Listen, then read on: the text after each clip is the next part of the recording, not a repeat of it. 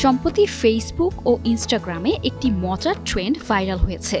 এক গ্লাস পানিতে হলুদের গুঁড়া মিশিয়ে নিচে মোবাইলের ফ্ল্যাশ লাইট ধরলেই দেখা যায় রহস্যময় সোনালি ঝলকানি।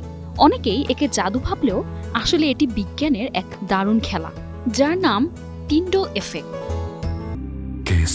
শেকড় থেকে শিখরে যখন পানিতে হলুদের গুঁড়া দেয়া হয় তখন সেটা পুরোপুরি গলে যায় না, বরং পানিতে ভেসে থাকে অতি সূক্ষ্ম কণার মতো। এ ধরনের মিশ্রণকে বলে কলোয়েড। ফ্ল্যাশ লাইট বা টর্চের আলো দিলে সেই আলোতে হলুদের কণাগুলোর সাথে ধাক্কা খায় ও চারদিকে ছড়িয়ে পড়ে। এই ছড়িয়ে পড়া আলোর কারণেই গ্লাসের ভিতরে এক সোনালি আবছা জ্যোতি দেখতে পাওয়া যায়।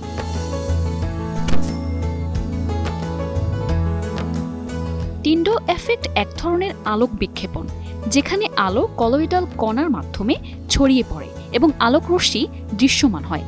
এই ঘটনা আরও দেখা যায় কুয়াশায় গাড়ির হেডলাইট, কফির মগে রোদ পড়লে, ধুলাবালির ভেতর আলো চললে।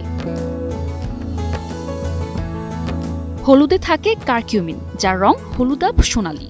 তাই আলো প্রতিফলিত হলে একদম সোনার মতো উজ্জ্বল ঝলক তৈরি হয়। তাই যখনই হলুদের গ্লাসে পানি নিয়ে কেউ আলো ফেলছে, তখন সেই মানুষটি ট্রেন্ডে শুধু অংশ নিচ্ছেন না, বরং বিজ্ঞানের এক রোমাঞ্চকর এক্সপেরিমেন্ট উপভোগ করছেন। এর যেমন উপকারী দিক নেই, তেমনি ক্ষতিকর কোনো দিক আছে বলেও জানা নেই। মানুষ মনের আনন্দেই এসব করে থাকেন।